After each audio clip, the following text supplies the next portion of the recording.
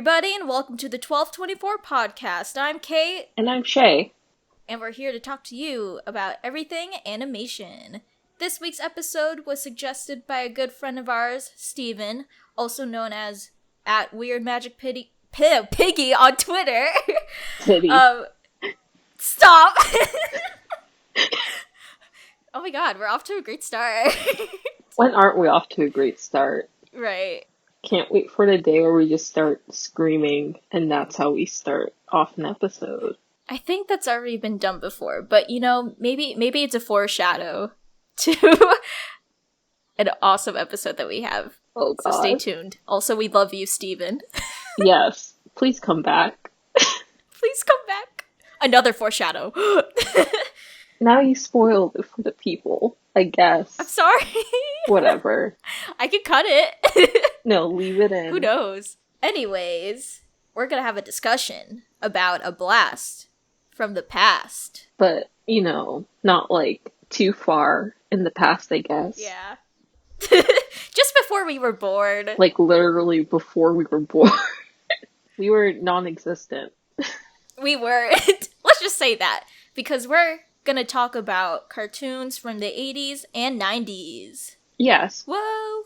But specifically the shift within the formatting of cartoons and how they were created, which, very interesting topic. I think that, the animation community kind of talks about, but not enough. I mean, it's nothing, controversial. It's just interesting, I guess. Yeah. I think it's more just, a kind of an educational type thing and how animation has kind of slowly evolved into this thing where, that grew into this community that we all kind of just, grew and love to be in. I feel like it's also just a way to acknowledge, how, animation just evolved overall as a medium itself. I guess we can just start with the way animation has slowly gotten into the mainstream, sort of, in the 80s. Oh, in the 80s? I was going to say, if we're talking about or animation in the mainstream, you're going to have to start way before the 80s. Way back. Way back. In the old people time. Old people time. That could go anywhere. Yeah, hi everyone. I took an animation history class. That's me. My name's Shayla. Yes. Because you were very educated, and I did want to take that class because it looks cool. Yeah, it was fun. Oh yeah, for those who don't know, I'm an animation major. So, I have to learn about this stuff. So, here's a general overview of cartoons. A lot of cartoons were based off of, comic strips for a while. You would argue that, before the 80s, a lot of stuff was still very creator-driven, although, you still had stuff, of course, that was commissioned by, either certain groups or certain projects. But once we hit the 80s, there is, a very, intense shift towards commercialism, in general, too. Not just within animation. We all think of, the 1980s as, at least when you didn't live through the 80s especially, very, commercial in a sense. Very, kind of start of, modern technology, etc., right? I would also say it's, the start of, kind of, again, prototype start, because it makes sense of, the more radical type, advertising. And so a lot of companies decide to make cartoons to sell toys to kids. Now, the major company we all know and love that does this, and that usually comes up, is Hasbro. Oh boy. Hasbro is responsible for making stuff like Transformers, My Little Pony, a personal favorite gem. That's one of my favorites. You got Thundercats. That's another one of my favorites. You can see I did not grow up in the 80s. Oh, Teenage Mutant Ninja Turtles. Jesus Christ.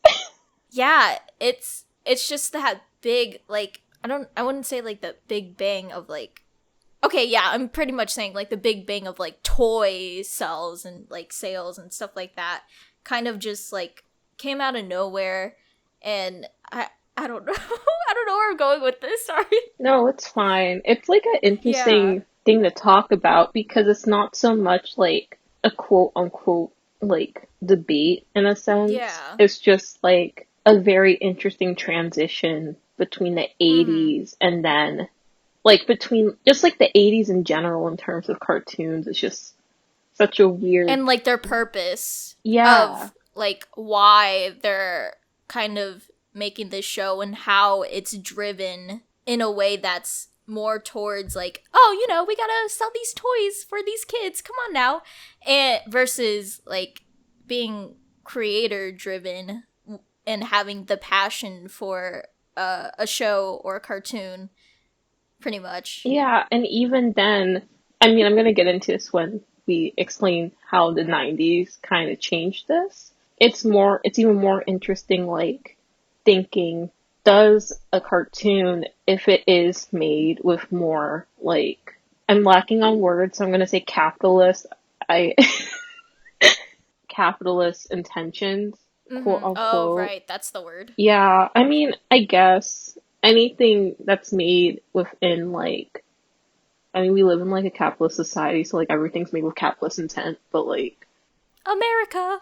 I guess with like such blatant, does that make the quality of the cartoon, in terms of writing, Right. bad? Because with like the quality of the actual animation, of course, it varies from show to show, like in general, not even just due to decade. And of course, like, decade can also play a part in stuff because there is different technology that goes into it.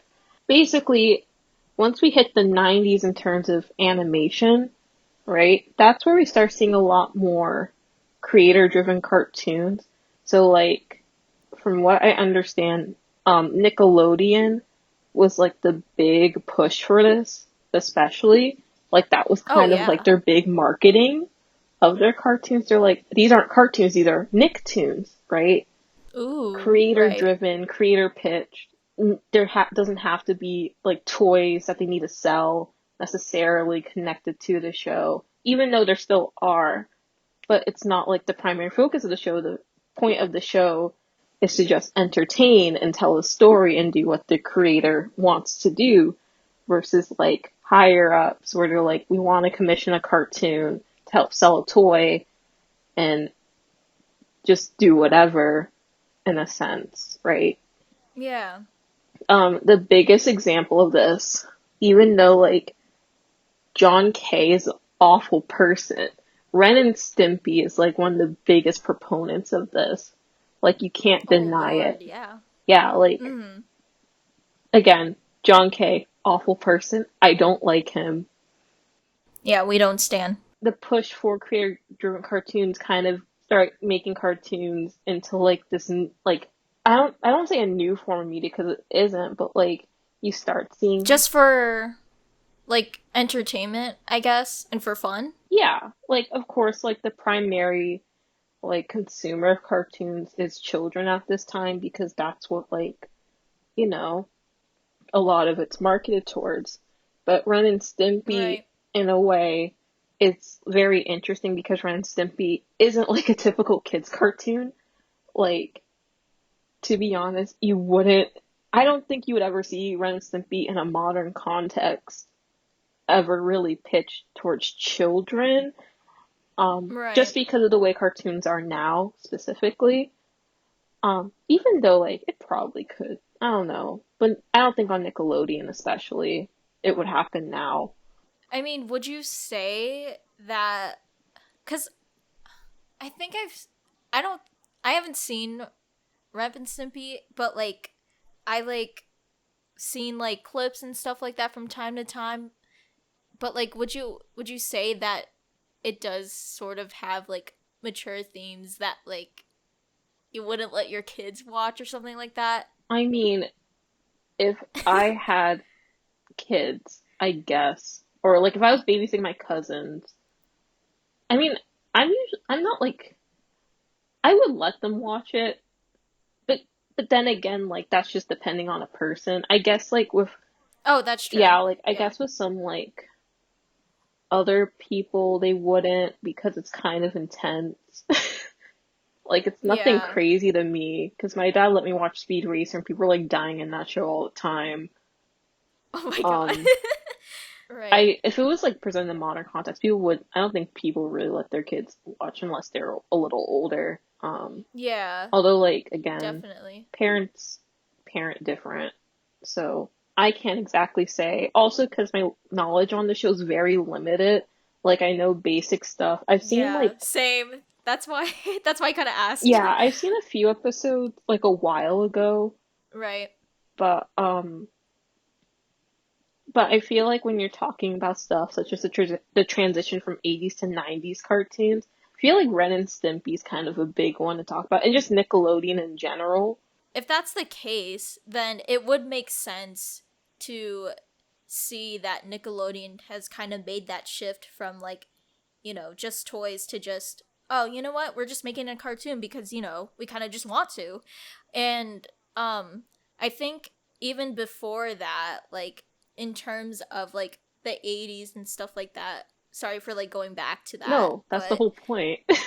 I feel like it's also good to acknowledge the fact that like with these shows connected to like kids toys and stuff like that, it also sort of started creating this like, I mean, I feel like it's already been there before the 80s, but like still like continue this like stigma of how like animation and mainly just cartoons itself is like, quote unquote just for kids. Yeah. The thing is with the Just for Kids thing, like I definitely do think that the 80s did play a big part in that, but also think that like Yeah. kind of like made that into a quote unquote standard is Mhm. there was a thing called the Haze Code where basically they just like did heavy censorship on like all the cartoons because cartoons actually used to be just like media for adults or like it was Right. more quote unquote family oriented because like Mhm. so Betty Boop, iconic figure like in Yes. the animation world and pop culture in general, right? Like they had to Yes. like with the Hays Code, like she had to wear like a longer dress, like I forget what else for Baby specific. I know with Disney stuff or like anything that Mhm. involves animals, you couldn't show others on a cow. So like that's why a lot of like animal Huh. characters from like that were kind of like during that time wore a lot of clothes, especially Mhm. cows, because cows can show their others. And then like basically no barnyard humor. Of course, like like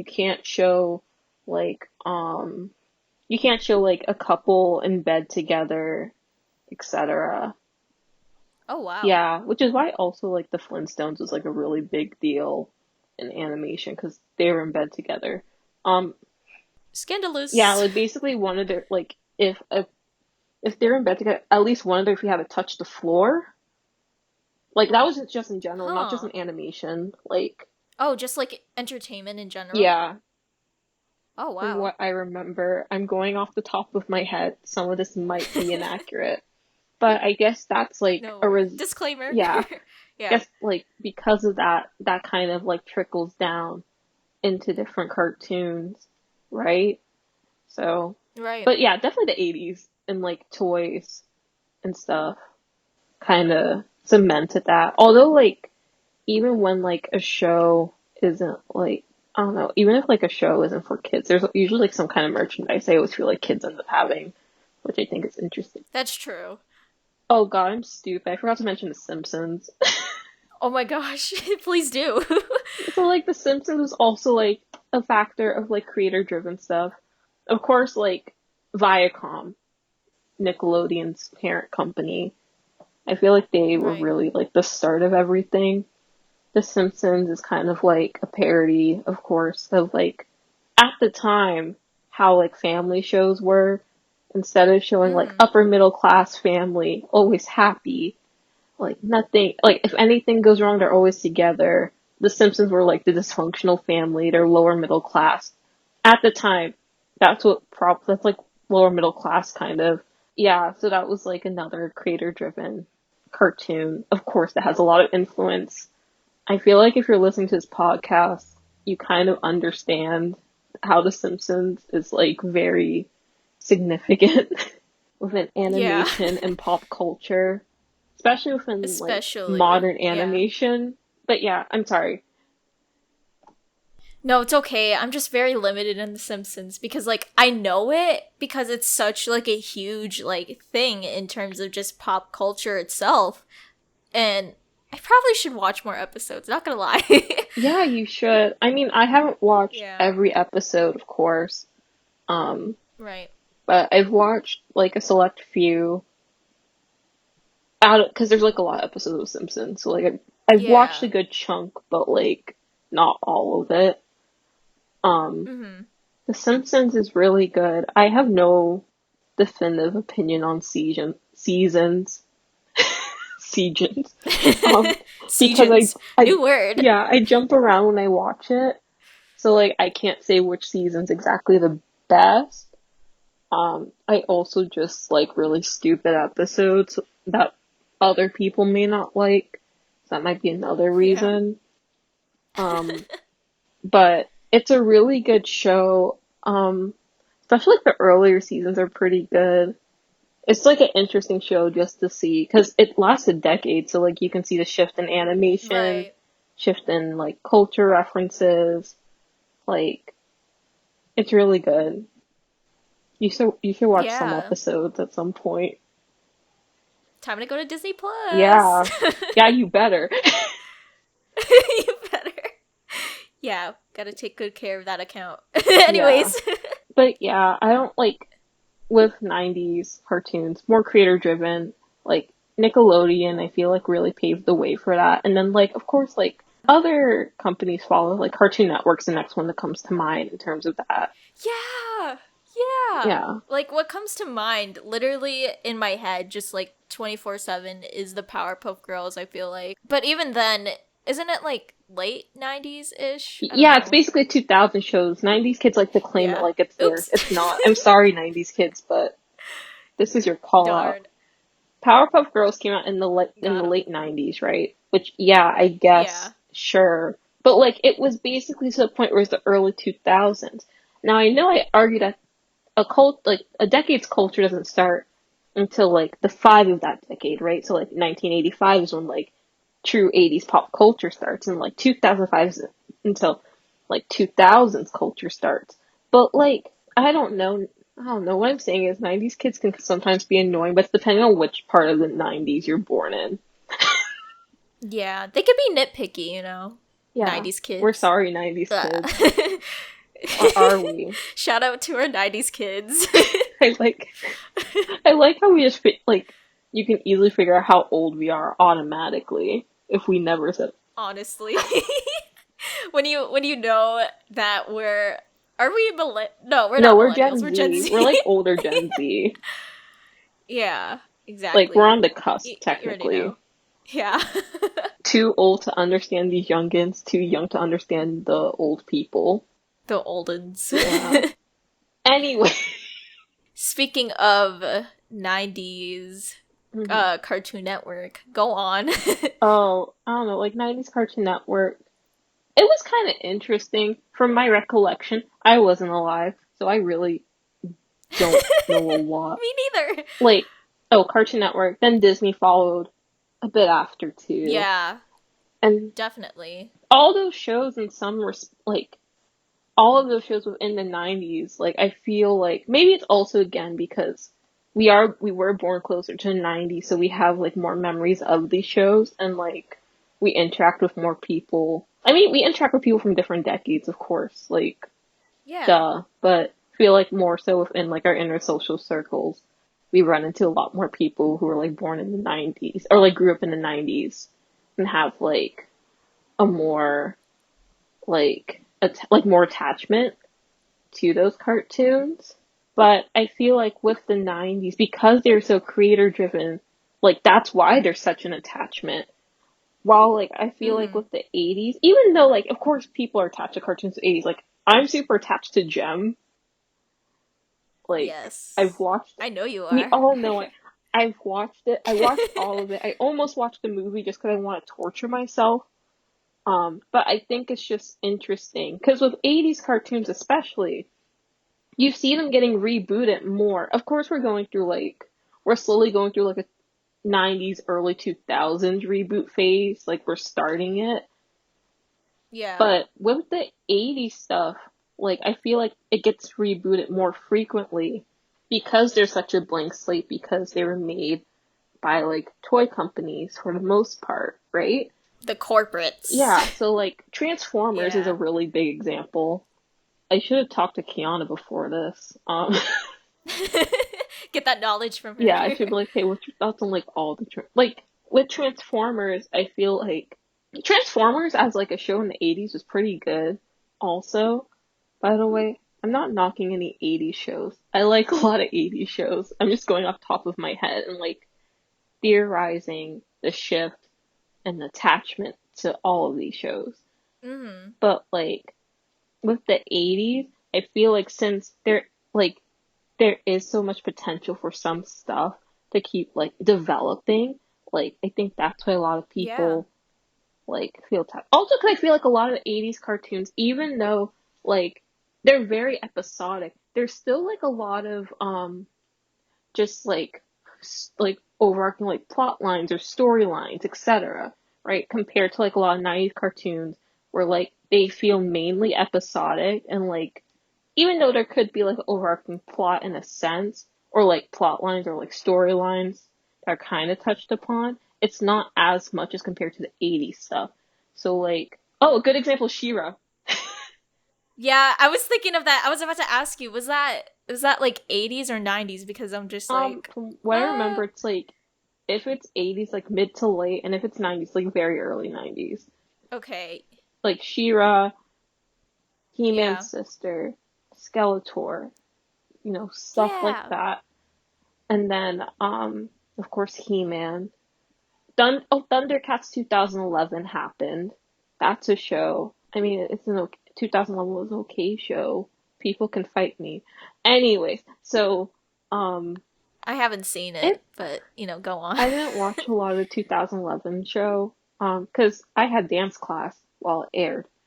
Um, Aw, from what I remember, I liked it. It was just a lot of plot for a show from like, Thundercats is a stupid show. One. Two, Thundercats is a good stupid show. Um, yeah. Three, the main thing I remember about the 2011 series is the character designs. Um, I don't know, why Hmm. does Chitara have low-waisted pants if she's a runner? I don't know. I think about that a lot. Anyway, anyway. Oh, that's the other thing I Interesting. want to bring up. Just like thinking about this stuff makes me kind of like just interested on how and why like people just decided to do like reboots on like shows that were kind of just made just for like for the purpose of toy sales, obviously. Hmm.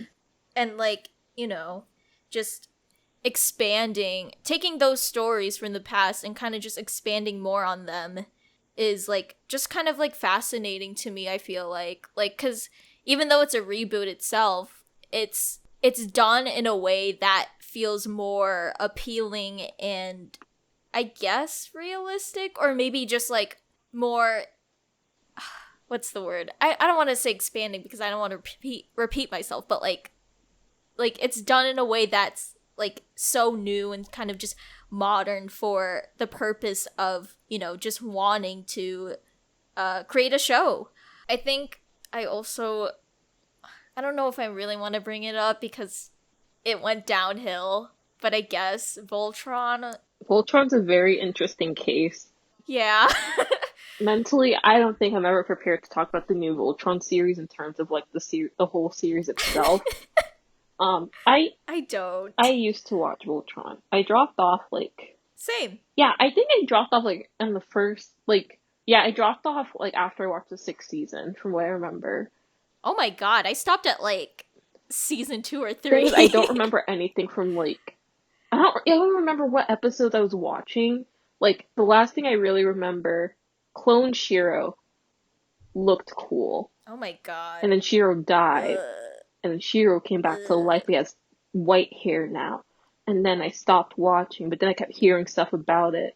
And I heard like, Oh hey, god. Shiro's boyfriend Adam's gonna show up. We're like, whoa, Adam. Then like they're like, and then like the show didn't really like say anything, so we're like, you queer baited us. Adam. And then like, and then Yeah. they're like, hey, Allura died. I'm like, what? And they're like, Allura and Lance got to. I'm like, excuse me. Just random things, like, out of nowhere, just hearing about it, and, like, just watching those late episodes because, I want to torture myself and laugh at that monstrosity. It's just, it's Hunk really deserves unfortunate. better. Hunk He does. deserves so much better. I hate. Hunk rights. Hunk rights. I'm sorry, I lost my mind over something. It's okay. I guess with like, here's how this turns into today. So today, we got, like, I think by the early 2000s, everything was basically, like, creator driven. Okay, Fred Jones. Everything was creator driven. Creator. Treasure. Treasure. Yeah. Go ahead. Everything was creator driven. And then nowadays, we got basically all our shows are creator driven, even the ones that are like building upon past franchises. Like, I mean, same thing with the early 2000s, but like, I feel like right now it's even more prominent because we have Right. so many shows that are reboots now. Because also streaming kind of messed with that too. Oh, definitely. You really have to think about like, that's why reboots seem like there's a lot happening right now because streaming, like straight up, that's the reason why. Because early Facts. 2000s, it was like the 60s and 70s nostalgia stuff. I was very critical as a child. So like there's always a resurgence of like different decades within pop culture. It's just right now it's more prominent because we're seeing like streaming, internet, so we're seeing everything, right? Yeah. And so, but like the thing is, even with these reboots, they give like the showrunners a lot of like leeway for stuff Mm-hmm. too. Like again, Yeah. She-Ra. People love the new She-Ra like crazy. It's scary actually. I To the point where everything is trending. Every single day, we see Shira on our trending She-Ra pages. movie. I mean, I'm not opposed to She-Ra movie. I feel like I talk smack about She-Ra. I feel like I always do that when I actually like the show. I just get overwhelmed by Same. everyone. Honestly, I feel you. So yeah, like She-Ra, big example of that. I mean, there's some shows people don't like Thundercats Roar, because people Eels. are upset because 2011 Yeah. was canceled, which is valid. Sorry, it's about to. It's like the Teen Titans like situation kind Yeah, of thing. same thing with Teenage Mutant Ninja Turtles. Even though I'm like, Teenage Mutant Ninja Turtles is like the one show where like, if it's stupid, I thought we were all be okay with. Are you talking about the rise of the Teenage Mutant Yes. Ninja Turtles? Yeah. Yeah. I've heard good stuff about it, not gonna lie. Yeah, no, like, I guess like everyone I know really likes the show, and I like the show too. I just don't catch up with it enough. But I guess like yeah. with that show, I'm more so understand. Okay, here's the thing I don't understand. People are upset about the turtles' designs, right? That's what I keep trying to go Huh. to. Design of these cartoons over time, right? Which is a Right. very interesting thing. So like 80s, oh, if you've noticed, like especially like within body diversity, like this is kind of a reason why like you don't see a lot of body diversity within cartoons too. If a cartoon Mm-hmm. is made to sell toys, right? You want to lessen the cost of toys. So it's easier to have like a basic model for like each like a basic model where you could just kind of either switch hair or accessories out than Right. having several different models because that will cost more money. So again, She-Ra, like all the characters have like the same body type. You see that in Thundercats for the most part. I mean, Thundercats is kind of like an interesting example if you have children, cats too, whatever. Huh. Transformers doesn't really count completely because that's like robot stuff.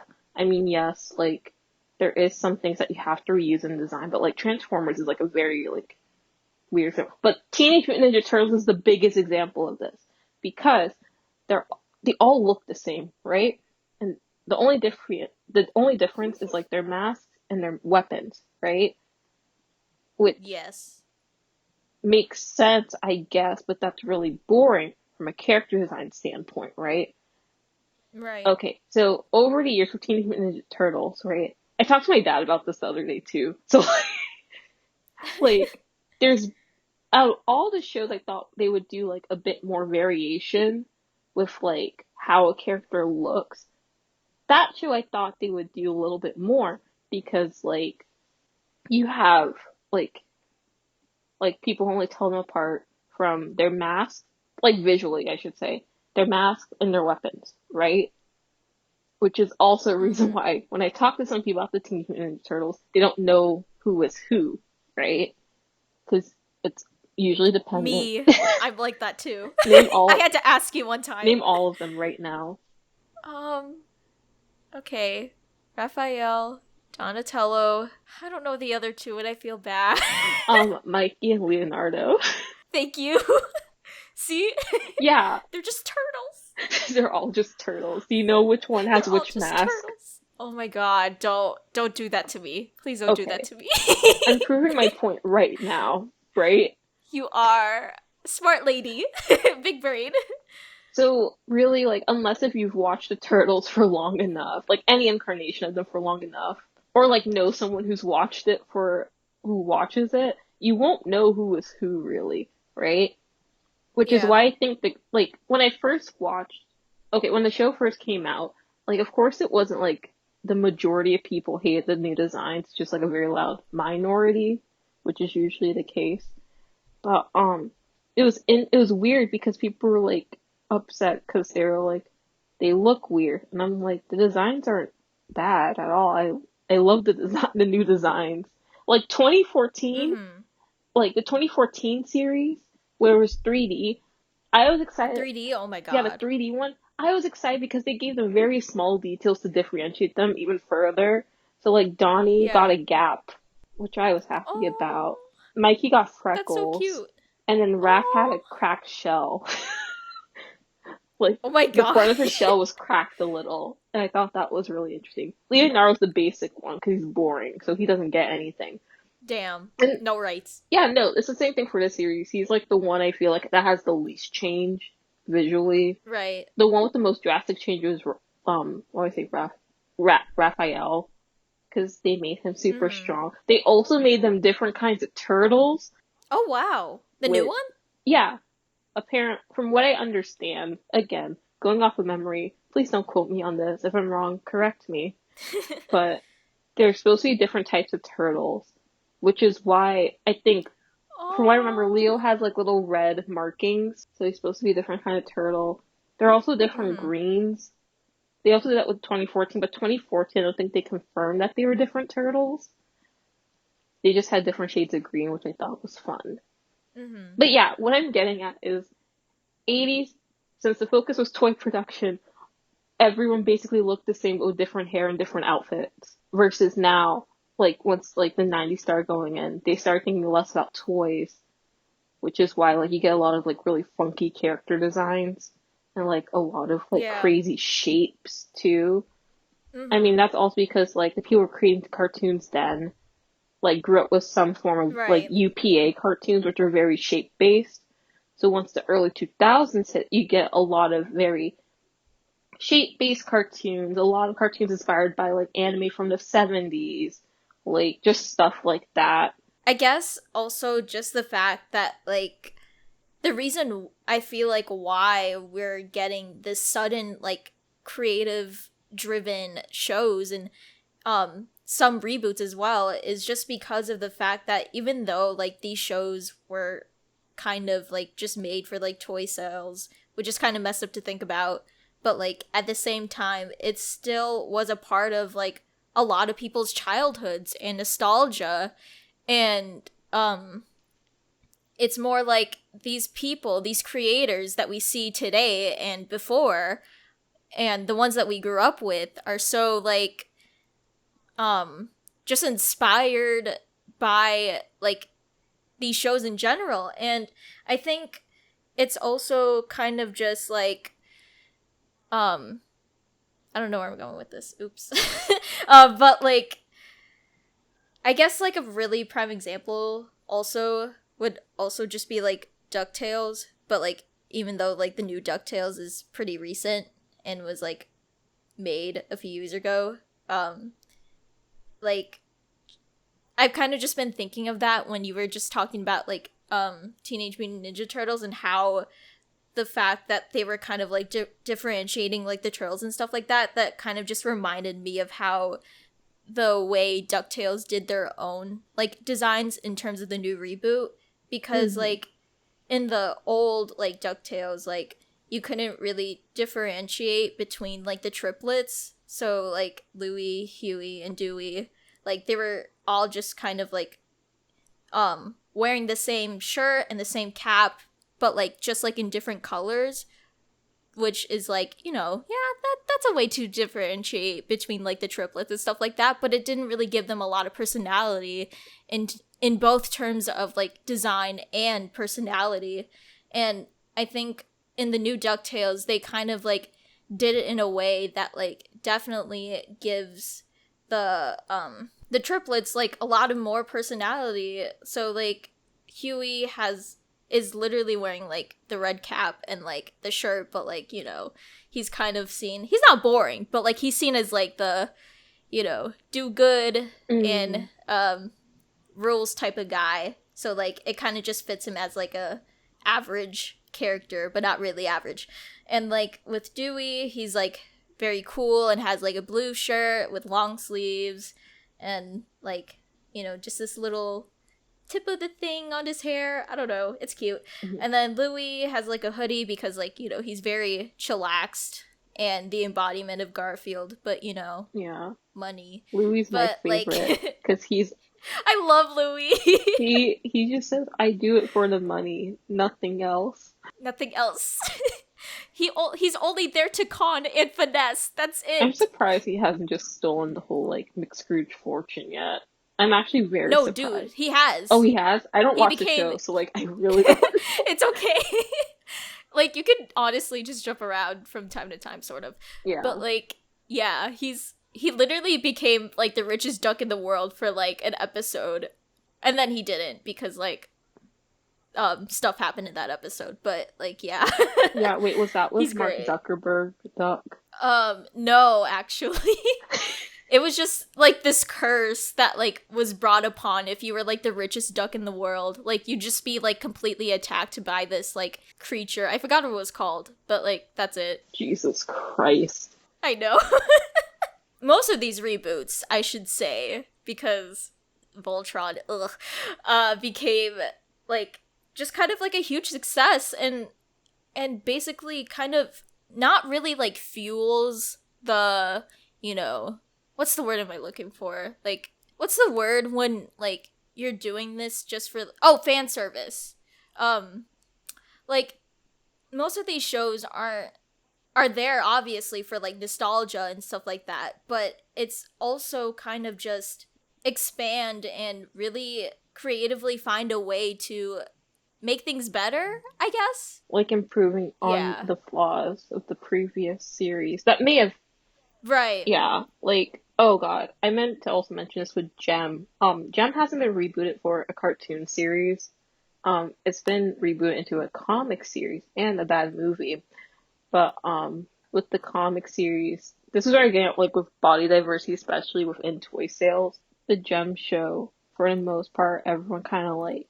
I mean, I don't want to say everyone looks like, because not all of them do. Like they all have like different facial features actually, but for toy production, they'll probably all look alike. But, like, for the comic, in terms of body diversity and, like, height diversity, too, which is a really weird thing. Height diversity isn't a problem in cartoons. But, like, it's, like, very interesting, like, just, like, with how they design characters now. I don't know. Yeah, that's all I have to say. Yeah, no, 100%. I feel like just in terms of kind of just diversifying a lot of things, I think.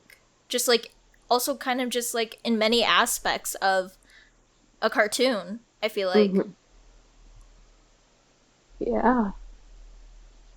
And yeah. Oh, other thing I want to mention, because when I was talking about like with creator driven with creator driven cartoons, you can always tell when the creator was like a kid or was watching cartoons when they were younger, because they'll always incorporate something from that era, which I find very interesting. Yeah.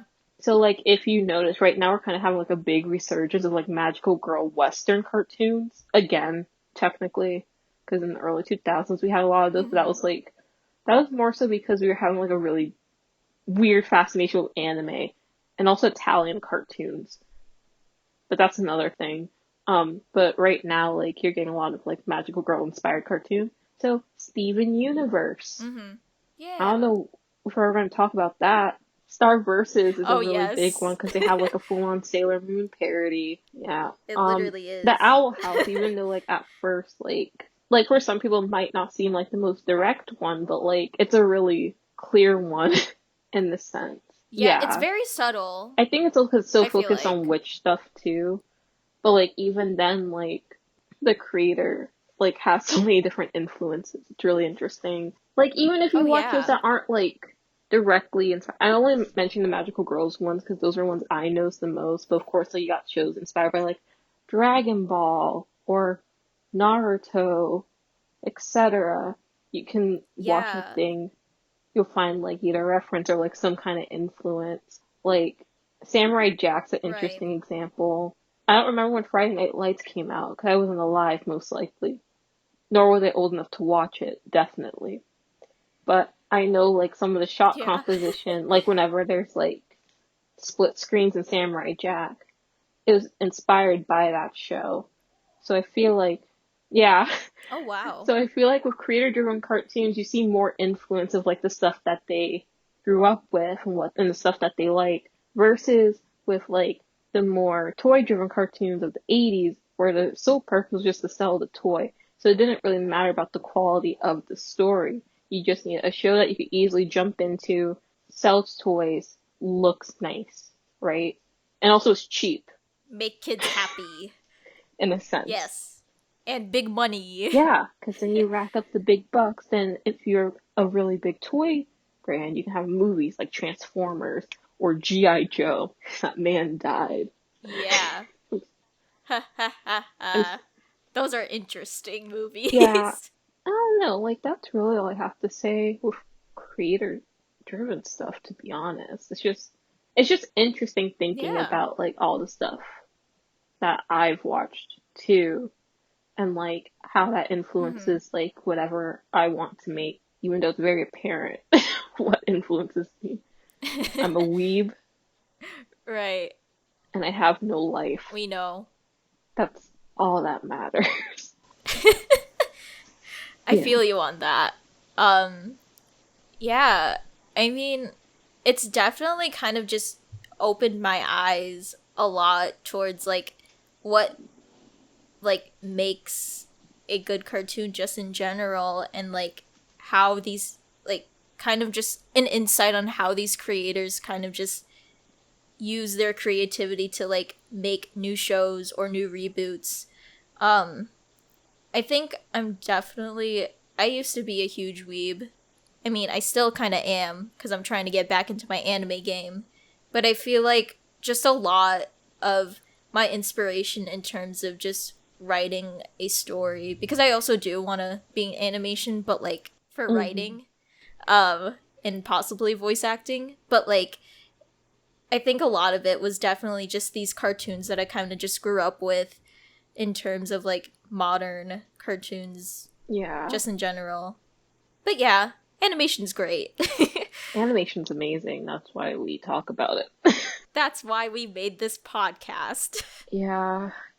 Even though we really want to talk about Big Time Rush. Because it's the most non-cartoon cartoon. You know, I would argue that. I feel like Nickelodeon, like early 2000s live action stuff was so cartoony. Like, that's why I feel like it was Hello. really. I was talking about Nickelodeon and how, like, all their Oh. early 2000s stuff was just felt so cartoony. Oh my god. Cause, like, It's the okay, you You're got right. Big Time Rush, you got iCarly, iCarly Yeah. specifically. You've got iCarly, I Jesus. I wouldn't say Drake and Josh really. I Yeah, wouldn't say that. Ned's Declassified, definitely. definitely. Yeah, like I feel like with Nickelodeon, like they really like 90s, early 2000s Nickelodeon was really good. Like in Yeah. terms of like doing cartoony live action stuff. Because they even got like again, they got the Rise to Power Rangers. That's a pretty cartoony live action show. Yeah.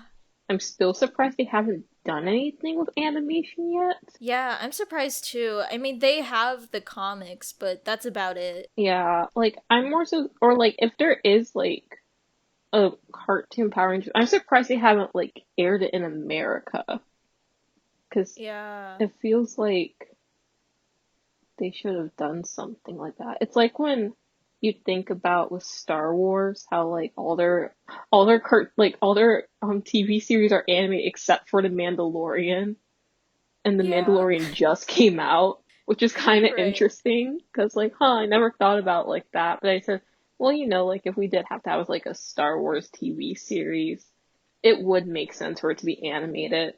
I never really thought about that either. Oh my god. Remember when The Mandalorian was announced? I really had to think. I was like, wait a minute. I